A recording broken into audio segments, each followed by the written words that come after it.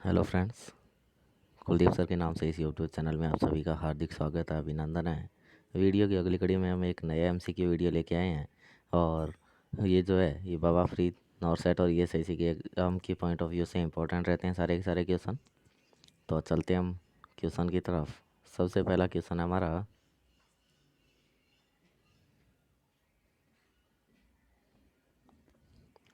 A client was admitted in hospital 24 hours ago after sustaining blunt chest trauma।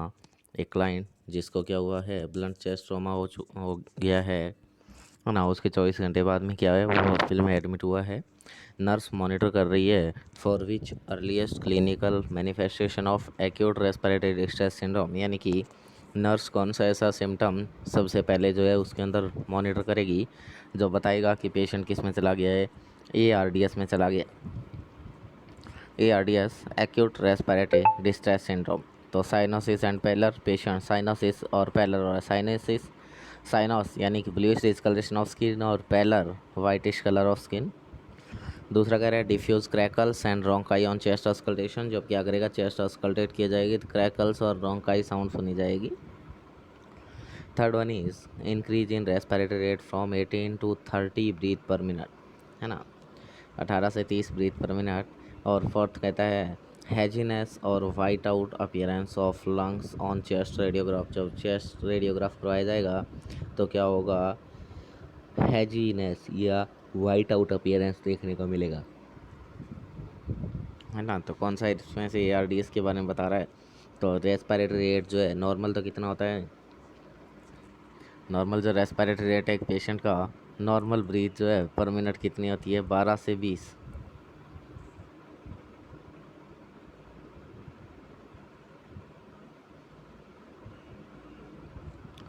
12 से 20 breathe per minute होती है ना। But यहाँ क्या हो रही है, 18 से 30 तक जा रही है, यानी कि पेशेंट क्या हो रहा है, काफ़ी ज़्यादा खींच खींच के सांसें ले रहा है, जल्दी जल्दी सांस ले रहा है, डिसनिक हो रहा है पेशेंट। ये बता रहा है कि पेशेंट किसके जा रहा है, ARDS के अंदर जा रहा है ना।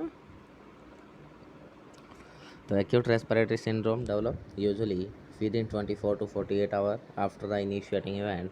जैसे कोई चेस्ट ट्रॉमा वगैरह हुआ तो चेस्ट ट्रॉमा वगैरह होने के 24 से 48 घंटे के अंदर अंदर क्या होना शुरू हो जाता है, ARDS जो है डेवलप होना शुरू हो जाता है। बहुत सारी केसेस के अंदर आपको क्या देखने मिलेगा, सबसे पहले सिम्टम जो है वो क्या देखने मिलेगा, टैकीपनिया एंड डिसनिया देखने मिलेगा। सबसे पहले क्या देखने मिलेगा आपको, टैकीपनिया डिसनिया देखने मिलेगा। और ये क्या करेंगे, इस कंडीशन में बॉडी अब क्या करना शुरू कर देगी, बॉडी कंपनसेट करेगी और क्या होगा, माइल्ड हाइपोक्सीमिया की कंडीशन बन जाएगी। साइनोसिस और पेलर जो है ये लेट फाइंडिंग रहती है ना। साइनोसिस और पेलर जो है ये लेट फाइंडिंग रहेगी और ये कब जाके आएंगे, जब सीवियर हाइपोक्सीमिया हो जाएगा, है ना। हाइपोक्सीमिया का मतलब होता है lack amount of oxygen in the blood, blood के अंदर ऑक्सीजन का कमी है ना, हाइपोक्सीमिया कहलाता है ना। और ब्रीथ साउंड जो है वो अर्ली स्टेज के अंदर ARDS की क्लियर होगी, बट उसके बाद आगे क्या हो जाएगी, प्रोग्रेस करके, है ना, और किसके अंदर चली जाती है, क्रैकल्स और रोंकाई जो है ये पल्मोनरी एडिमा कोज करते हैं, कन्वर्ट हो जाएं। इसके अलावा चेस्ट रेडियोग्राफ की बात करें तो चेस्ट रेडियोग्राफ में जो फाइंडिंग है ये क्या रहेगी, अर्ली स्टेज के दौरान नॉर्मल रहेगी।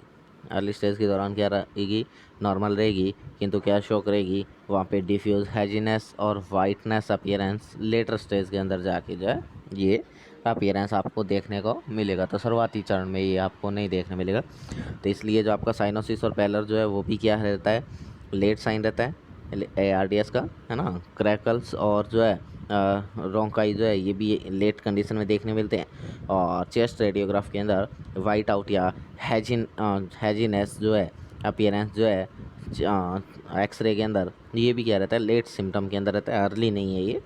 अर्ली कंडीशन के दौरान तो लगभग नॉर्मल देखने मिलेगा। इसलिए आपका जो है राइट आंसर क्या रहेगा, तो right answer tachypnoea and dyspnoea, C. Next question है a nurse is caring for a client with Buck's traction, एक ट्रैक्शन का टाइप है ना। स्किन ट्रैक्शन काम में लेते हैं हम, स्किन ट्रैक्शन का एक टाइप रहता है Buck's traction, and is monitoring the client for complication of the traction, traction के कॉम्प्लिकेशन के लिए पेशेंट को मॉनिटर किया जा रहा है। Which assessment finding indicate a complication, कौन सी असेसमेंट फाइंडिंग जो है नीचे दी गई है वो इंडिकेट कर रही है कॉम्प्लिकेशन को। A week pedal pulse patient का पेडल पल्स जो है ना, पेडल पल्स जो है वो क्या हो रहा है, वीक हो रखा है काफ़ी ज़्यादा।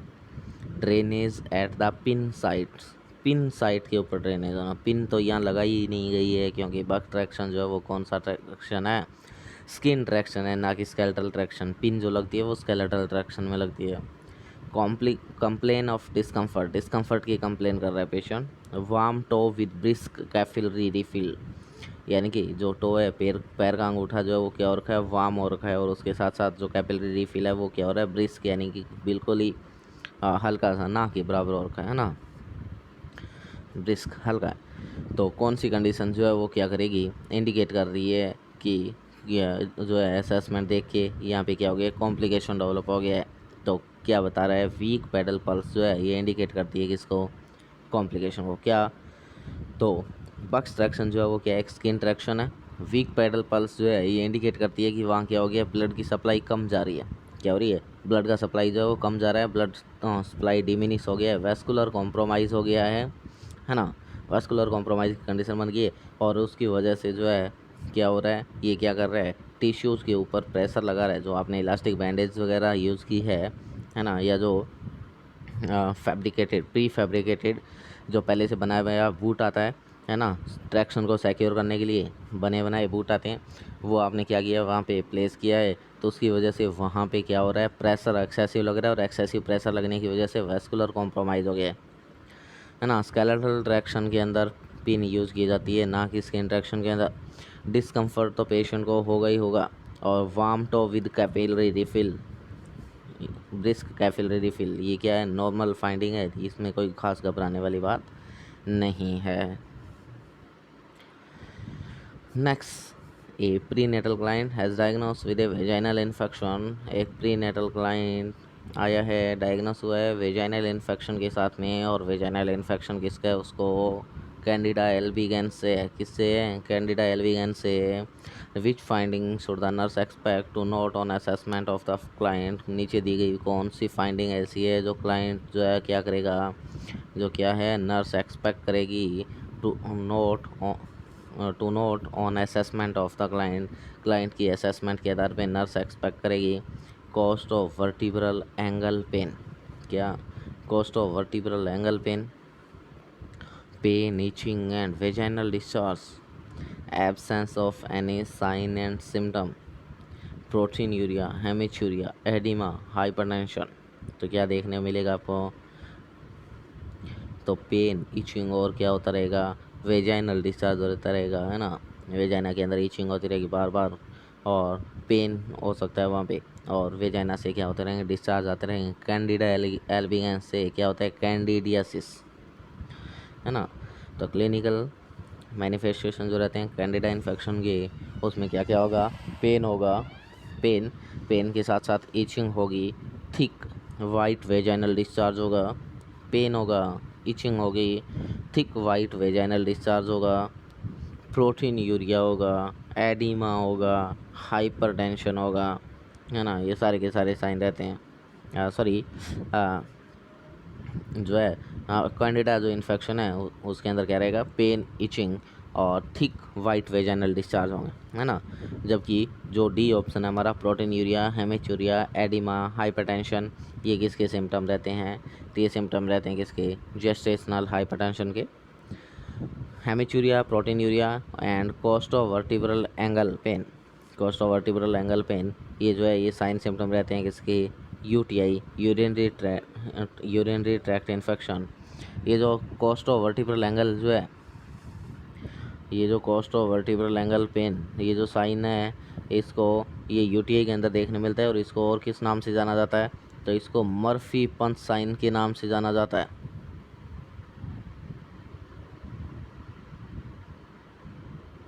मर्फी पंच साइन के नाम से भी जाना जाता है। Cost of vertebral angle pain, cost of vertebral angle pain यानी कि जैसे मान लीजिएगा ये क्या है, हमारी स्पाइनल कॉर्ड, और स्पाइनल कॉर्ड के साथ में ये क्या है, जो हमारी लास्ट रिब्स जुड़ी हुई है ना।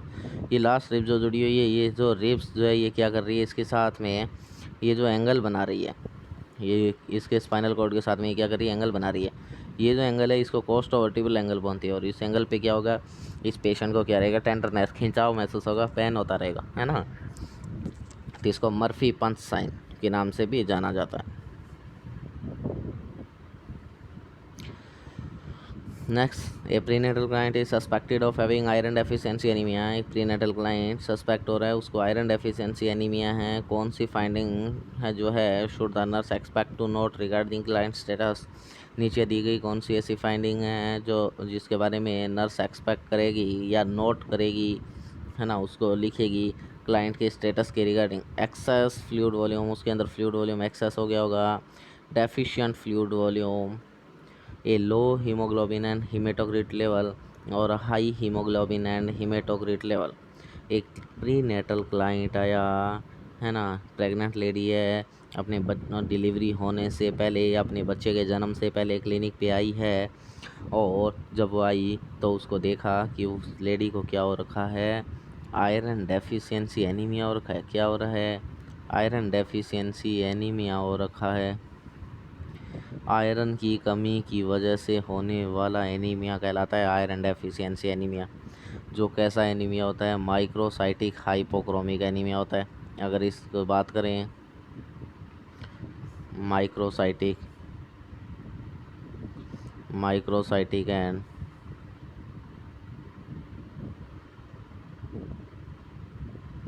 हाइपोक्रोमिक टाइप का एनीमिया होता है। कौन, आयरन डेफिशिएंसी एनीमिया।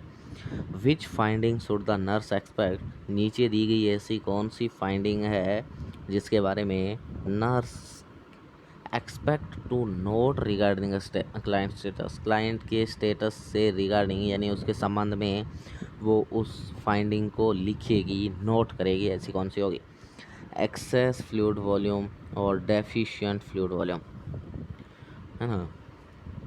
एक कहता है लो हीमोग्लोबिन एंड हीमेटोक्रिट लेवल और दूसरा कहता है high haemoglobin and haematocrit level. तो क्या होगा इसका, तो लो हीमोग्लोबिन एंड हीमेटोक्रिट लेवल कैसे, तो जो आपका आयरन जो है, आयरन क्या काम करता है, हीमेटोक्रिट को बनाने का काम करता है। हीमेटोक्रिट जिसको आप पीसीटी भी बोलते हो, पैक्ड सेल वॉल्यूम, है ना। और जो आपका आयरन जो होता है, आपका हीमोग्लोबिन जो होता है, हीमोग्लोबिन बनता कैसे है, तो हीमोग्लोबिन जो है क्या होता है, 4 पायरोल रिंग होती है। 4 पायरोल रिंग होती है।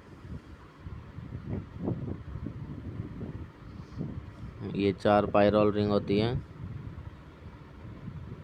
और इन 4 पायरोल रिंग के बीच में क्या होता है, जब आयरन भर जाता है, इन 4 पायरोल रिंग के बीच में जब क्या हो जाता है, आयरन भर जाता है, यहाँ की आयरन भरता है, तो इसको आप क्या बोलते हो, हीम बोलते हो। क्या बोलते हो, हीम बोलते हो। और अब हीम के साथ में, इसके साथ में जब प्रोटीन यानी कि ग्लोबिन प्रोटीन जब जुड़ता है तो इसको आप बोल देते हो हीमोग्लोबिन। क्या बोल देते हो, हीमोग्लोबिन। तो ऐसे बनता है। तो जब मान लीजिए आपकी बॉडी में आयरन का कमी है, आयरन आपकी बॉडी में कम है, तो क्या यहाँ ये पायरोल रिंग है, इनके बीच में आयरन आके जमा होगा, नहीं होगा, क्योंकि बॉडी के पास में आयरन कम है। और जब यहाँ आके आयरन जमा नहीं होगा तो क्या हो जाएगा, हीम जो पार्ट है आपकी बॉडी में उसकी कमी होगी, और हीम की कमी होगी तो लो हीमोग्लोबिन होगा। और हीमेटोक्रिट का मतलब होता है 100 ml ब्लड में, 100 ml ब्लड के अंदर concentration of haemoglobin into 100 ml blood. इस हीमेटोक्रिट को ही पीसीटी के नाम से जाना जाता है। Concentration of haemoglobin in 100 ml blood is called haematocrit या पीसीटी। तो जब आयरन की कमी होगी तो हीमेटोक्रिट और आपका हीमोग्लोबिन दोनों क्या होंगे, कम देखने को मिलेंगे, है ना। अब जो हमारी बॉडी के अंदर जो आयरन होता है, बॉडी के अंदर जो है आयरन से रिलेटेड कुछ क्वेश्चन पूछे जाते हैं। क्या क्या क्वेश्चन रहेंगे, तो आयरन से रिलेटेड क्वेश्चन हमें पूछे जाते हैं।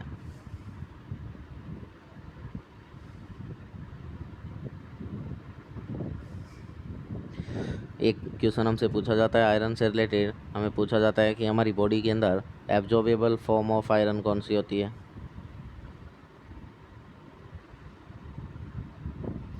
एब्जॉर्बेबल फॉर्म ऑफ आयरन तो आपने बताना होता है फेरस। फिर हमें पूछा जाता है कि स्टोरेज फॉर्म कौन सी होती है, स्टोरेज फॉर्म तो आपने बताना है फेरिटिन। फिर आपसे पूछा जाता है ट्रांसपोर्टेबल या ट्रांसपोर्टेशन फॉर्म। ट्रांसपोर्टेशन फॉर्म कौन सी होती है, तो आपने बताना है ट्रांसफेरेटिन। ट्रांसफेरेटिन। फिर आपको पूछा जाएगा जो आप डाइट के थ्रू, डाइट से, डाइट में क्या एक होती है वेज डाइट और एक होती है नॉन वेज डाइट। तो वेज डाइट से जो लेते हो वो कौन सी फॉर्म में लेते हो, तो आपने बताना है फेरिक। और जो नॉन वेज से जो आप लेते हो वो कौन सी फॉर्म होती है, तो आपने बताना है फेरस, है ना। एब्जॉर्बेबल फॉर्म होती है फेरस, Fe2+, जिसको आप बोलते हो, है ना। स्टोरेज फॉर्म होती है फेरिटिन। ट्रांसपोर्टेशन फॉर्म होती है ट्रांसफेरिटिन। डाइट में वेज डाइट अगर आप ले रहे हो तो फेरिक फॉर्म में लोगे Fe3+ फॉर्म में, और अगर नॉन वेज ले रहे हो तो उसमें मिलेगा फेरस फॉर्म में Fe2+ फॉर्म के अंदर, है ना। प्रेगनेंसी में कौन सा आयरन देते हैं, तो प्रेगनेंसी में कितना आयरन दिया जाता है, तो अगर एक प्रेग्नेंट लेडी है तो प्रेगनेंसी में 60 mg एलिमेंटल आयरन दिया जाता है। 60 mg elemental iron, elemental iron ferrous की फॉर्म में दिया जाता है। Fe2+ की फॉर्म में दिया जाता है, फेरस की फॉर्म में, फेरस की फॉर्म में दिया जाता है, फेरस, फेरस की फॉर्म में दिया जाता है, ठीक है। तो pathological anaemia of pregnancy is primarily cause by iron deficiency, यानी कि अगर प्रेगनेंसी के अंदर एनीमिया जो है पैथोलॉजिकली अगर क्रिएट होता है तो आयरन की कमी की वजह से होता है। और वहाँ क्या होता है, अगर क्या हो जाए आयरन की डेफिशिएंसी कब सस्पेक्ट करोगे, तो प्रेगनेंसी में अगर 11 mg/dl से अगर कम की तरफ जा रहा है ना हीमोग्लोबिन का लेवल, तो सस्पेक्ट करवाता है कि आयरन का डेफिशिएंसी हो रहा है। और जो आपका ये जो है ये क्या होता है,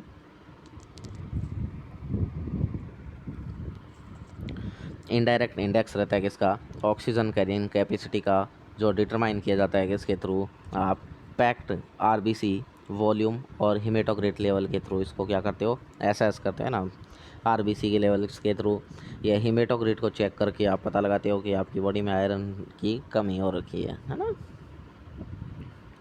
next, a nurse is caring for A postmortem client. एक नर्स केयर कर रही है किसकी, पोस्टमार्टम क्लाइंट की। और जो है नीचे दी गई कौन सी ऐसी फाइंडिंग है जो नर्स को सस्पेक्ट कराएगी पेशेंट को क्या हो गया, एंडोमेट्राइटिस हो गया। क्या हो गया है, एंडोमेट्राइटिस। एंडोमेट्राइटिस का मतलब होता है इन्फ्लामेशन ऑफ एंडोमेट्रियम। एंडोमेट्रियम का इन्फ्लामेशन होना कहलाता है एंडोमेट्राइटिस। पोस्टमार्टम क्लाइंट है, नर्स ऐसी कौन सी चीज़ देखेगी और बताएगी पेशेंट को एंडोमेट्राइटिस हो चुका है। सबसे पहला ऑप्शन है ब्रेस्ट एंगोर्समेंट, दूसरा ऑप्शन है एलिवेटेड WBC, तीसरा ऑप्शन है lochia rubra on the second day of postmortem. Postmortem के सेकेंड डे लोचिया रूब्रा का आना। और थर्ड कहता है fever over 38 degree centigrade beginning 2 day postmortem, है ना। पोस्टमार्टम के शुरुआती 2 दिनों के अंदर फीवर जो है वो 38 डिग्री सेंटीग्रेड से ज़्यादा का रहना।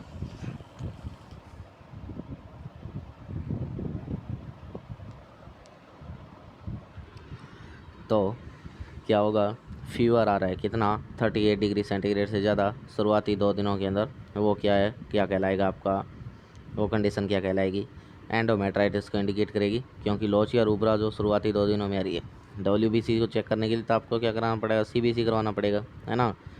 ब्रेस्ट एंगोर्समेंट का कोई खास रिलेशन नहीं है इसके साथ। और लोचिया रूब्रा जो है सेकेंड डे आ रहा है, ये नॉर्मल है क्योंकि शुरुआती 1 से 5 दिन तक तो क्या है लोचिया रूब्रा ही चलता है ना। फिर क्या होगा, छठे दिन से लेके 9वें 10वें दिन तक जो है आपका जो है सिरोसा चलेगा। और फिर 10वें दिन से लेके 14वें 15वें दिन तक या 21 दिन तक जा सकता है, वो कौन चलेगा आपका, एल्बा चलता है।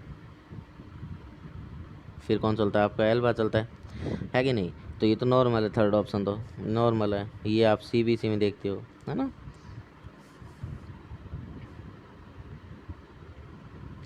नेक्स्ट क्वेश्चन तो अगर इसके रैशनल की बात करें तो एंडोमेट्राइटिस जो है कॉमन कॉज है पोस्टमार्टम इन्फेक्शन के बाद होने वाला। और क्या करता है, the presence of fever of 38 degree centigrade और मोर ऑन 2 सक्सेसिव डेज, यानी कि जो प्रेजेंस है फीवर की वो 38 डिग्री सेंटीग्रेड और उससे ज़्यादा अगर लगातार 2 दिन रह रही है फर्स्ट 10 पोस्टमार्टम डेज के दौरान, है ना, यानी कि पहले 24 घंटे आपने काउंट नहीं करने हैं, उसके बाद से, तो इंडिकेट करता है किसको, पोस्टपार्टम इन्फेक्शन, है ना। ब्रेस्ट एंगोर्जमेंट जो है वो नॉर्मल रिस्पॉन्स है किसके बाद में, पोस्टपार्टम पीरियड के बाद में, और ये जो है एंडोमेट्राइटिस के साथ में नहीं होता है। WBC काउंट जो है वो पोस्टपार्टम वूमेन के अंदर नॉर्मली एलिवेटेड देखने को मिलेंगे आपको।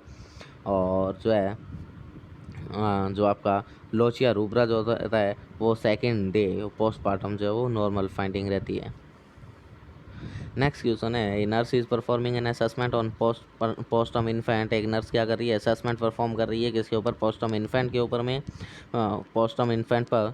और कौन सी फिजिकल कैरेक्टरिस्टिक जो है वो नर्स को एक्सपेक्ट करता है ऑब्जर्व करने के लिए, peeling of the skin, smooth sole without creases, lanugo covering the entire body, या vernix that cover the body in a thick layer.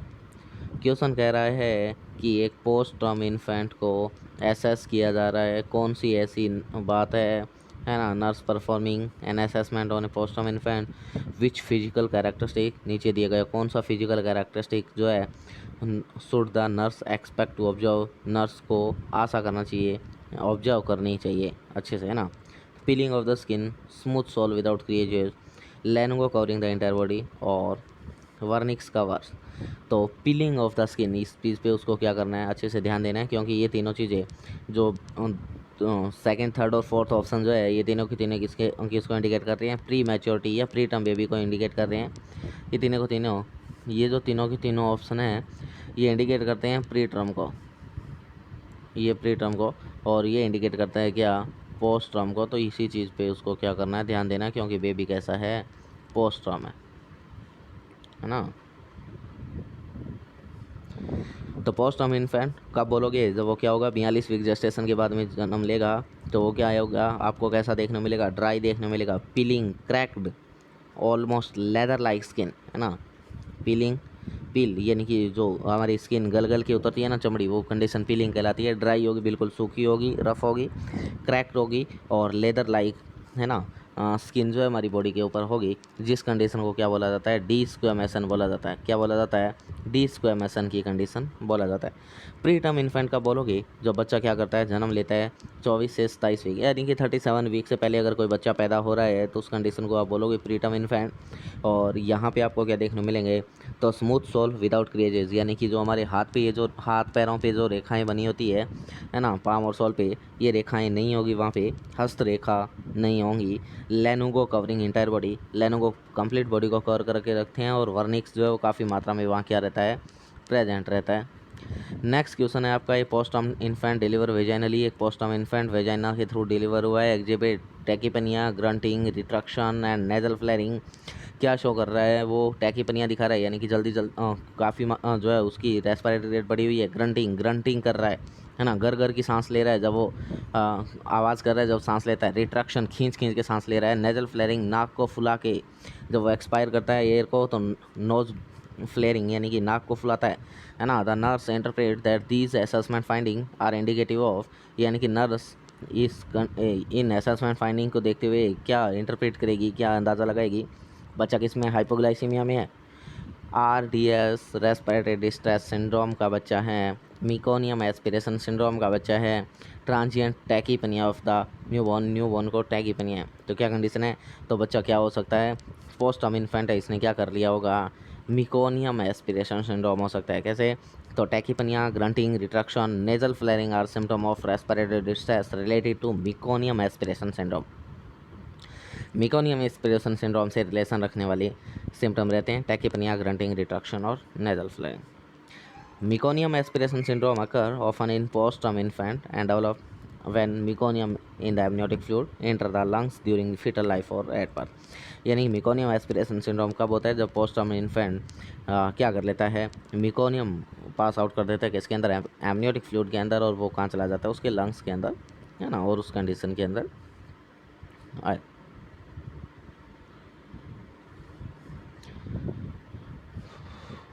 Next question है, एक क्लाइंट केयरिंग ऑर्थोपेडिक इंजरी का एक पेशेंट आया, उसका सर्जरी होना है, एप्लीकेशन कास्ट लगाया गया है, पोस्ट ऑप के अंदर कौन सी असेसमेंट जो है वो हाईएस्ट प्रायोरिटी पे रहेगी, मॉनिटरिंग फॉर हेयर,